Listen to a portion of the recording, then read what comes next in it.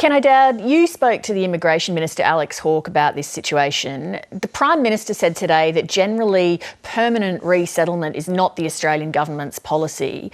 Do you have any sense yourself of where the government's likely to land on this case? I don't really, Lee, but I think there's an appetite there after talking to Alex Hawke and listening to comments by the Prime Minister.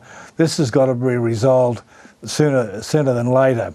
The repatriation of the child from Christmas Island to Perth was a catalyst to bring the whole thing to a point.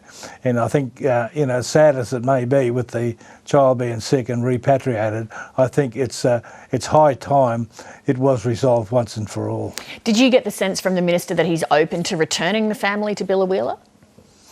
I got the sense that he wants a favourable outcome, so you can read into that what you like, but he had over 2,000 pages of transcripts to read from High Court decisions to ministerial positions taken by former ministers, and he wanted to read the full transcripts, the 2,000 pages, before committing himself one way or the other. But I got that sense, it's high time, taking the humanitarian and of course the health of the family, take into account the cost to taxpayers over the years.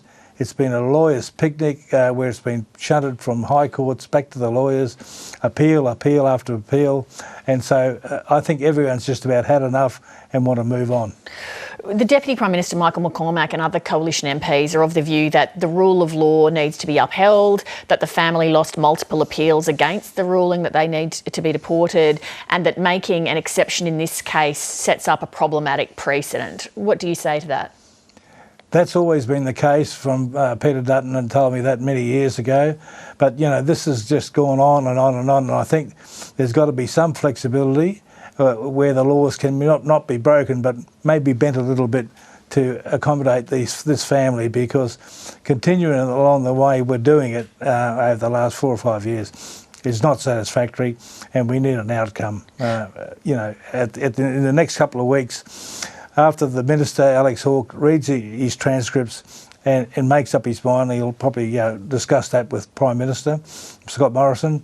But I think a decision will be imminent within a few days, and hopefully we can put this to bed. As you mentioned, this has gone on for some time. What has been the tipping point for you deciding to speak out?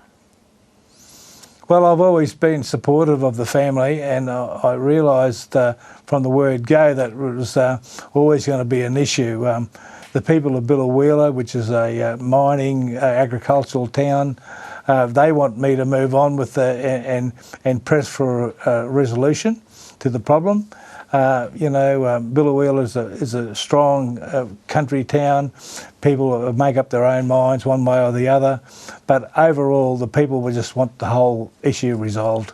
You're retiring at the next election, and your seat of Flynn is likely to be one of the most hotly contested. Coal is a big issue there. How do you think that's likely to play out in the context of a federal election?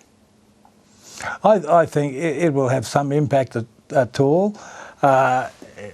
It's one of those things that people are more concerned in Biloela at the moment, because we had a power station blow up a turbine, and the whole power station, which supplies 16% of Queensland's power, has been shut down. So people are more concerned about those real issues than this issue with the Tamil people.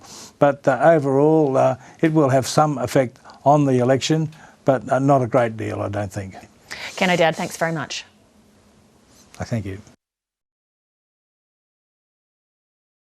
Hi, I'm Lee Sales. Thanks for watching this story. If you'd like to watch more of 730's stories, they are on the left of your screen.